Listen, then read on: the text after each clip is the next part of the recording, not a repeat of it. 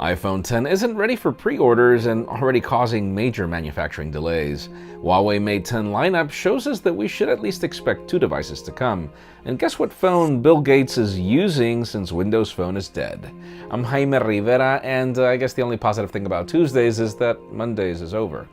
I know, these are lame Monday jokes. This is Pocketnow Daily.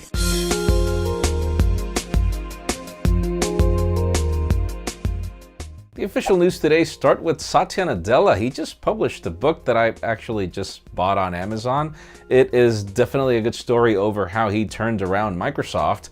Definitely a good read that I can't wait to begin. And the most interesting part is that, well, he talks about Nokia, the whole acquisition. The fact that even though he wasn't in favor of the acquisition, the reasons why were not really because it was a bad deal. It was just the deal was too late.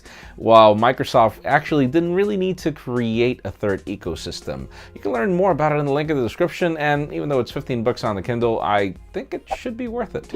And speaking of Microsoft, given the death of Windows Phone, if you ask yourself what phone is Bill Gates using, in a recent interview he confirmed that in addition to having a ton of PCs at his home, he switched to an Android phone with a lot of Microsoft software. He doesn't really specify what phone it is, so hey, in the comments, chime in. What do you think he switched to? What phone do you think specifically? Interesting he didn't move to an iPhone. Now let's talk about the Huawei Mate 10 and Mate 10 Pro. We've got leaks from promotional material revealing, number one, that there are 2 phones.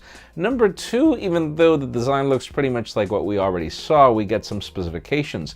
Kirin 970 processor, which we were expecting. The most interesting one is IP67 water and dust resistance, finally, in addition to at least one of the dual cameras that are powered by or tuned by Leica. 2 include f1.6 aperture, pretty much like the LG V30. I cannot wait to see what this Mate 10 will look like. And another interesting leak that just emerged is a tweet that shows us high-quality renders of this mixed reality headset made by Samsung. And, well, it's for Windows, and we're not exactly sure what Samsung is planning to provide here. All we know is that this was leaked, and it could just be that the company wants to really push all of its Gear VR technology into a different scope. We can't wait to see what we get. And finally, the very hot news today have to do with the iPhone X for 2 things. Number 1, because analysts are now predicting that the iPhone X will outsell the iPhone 8.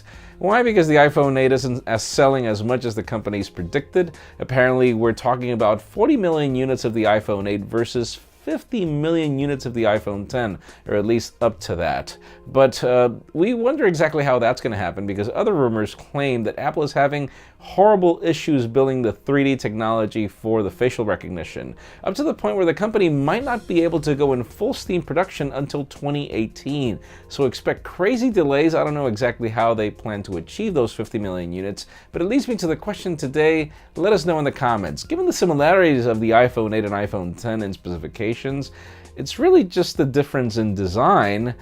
Do you really believe that the iPhone X has enough to outsell the iPhone 8?